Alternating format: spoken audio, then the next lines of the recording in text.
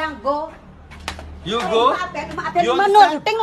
You go from my place. Oh, blah, blah, blah, blah, blah, blah, blah.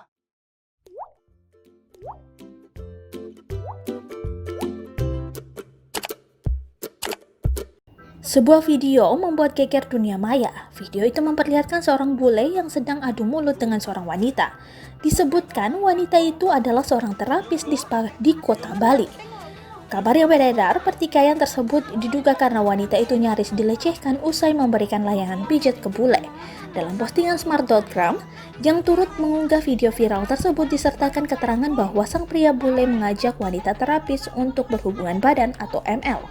Peristiwa tersebut terjadi di Jalan Kayu Aya, Seminyak, Bali pada hari Minggu 28 Maret 2021.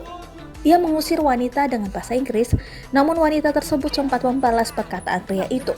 Bahkan, bule tersebut sempat menampar wanita tersebut. Wanita terapis itu juga berusaha melarikan diri karena hendak dilecehkan.